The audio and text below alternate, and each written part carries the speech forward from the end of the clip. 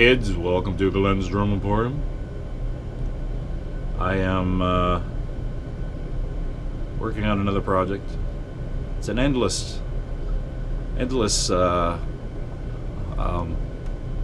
array of projects in the Glen household. We are working on a 1970s Slingerland snare. This has the most unusual strainer on it. The mechanism is pretty funky. If we get that in the light.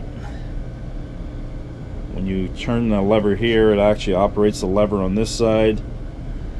I forget what they call this. I don't know if it's big swing or I don't know. It's bell brass. I actually have the entire kit that goes with this.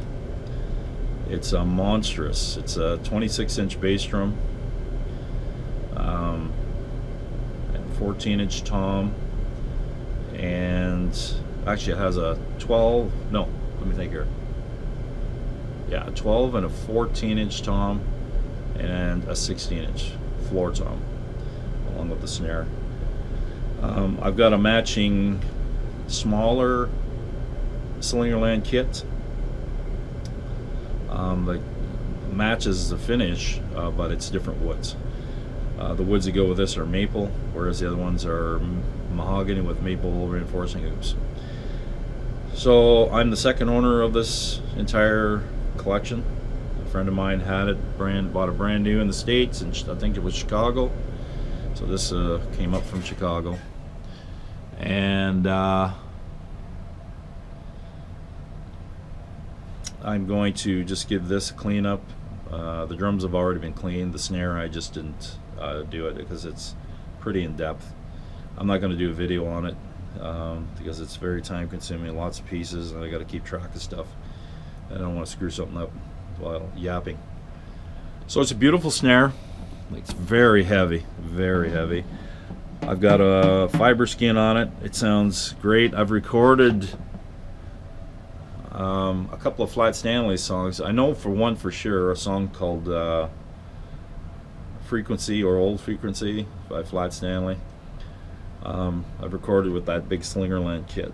That was my first time recording a 26-inch bass drum, so it was definitely tricky. I like it, but at the time I didn't have a decent head on it. Now I do. I've got brand new heads on the entire kit except for the snare.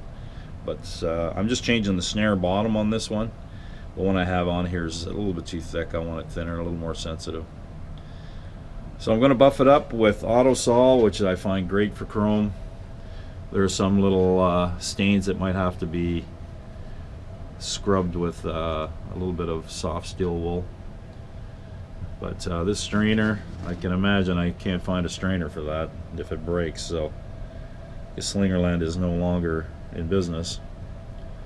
So I got to be very, very, very careful taking this all apart. So like I say, it's a beautiful drum. And I just can't tell you how heavy this thing is. Like I can barely lift it with one arm like this. There's the Slingerland S logo, made in the US. I'm going to try and do this mechanism here. So I'm going to do the lever on the other side so you can see it moving. And I back up a bit. And you can see it there. It's almost got the Rogers Dynasonic kind of vibe to it. Only this is more complicated, I think. But it's definitely a wonderful snare. So that's a scoop. That's the next project. Just giving it a clean. Everything else, it works fine. It's beautiful. I just want to do some recording with it. But I want to have it clean. Thanks for watching.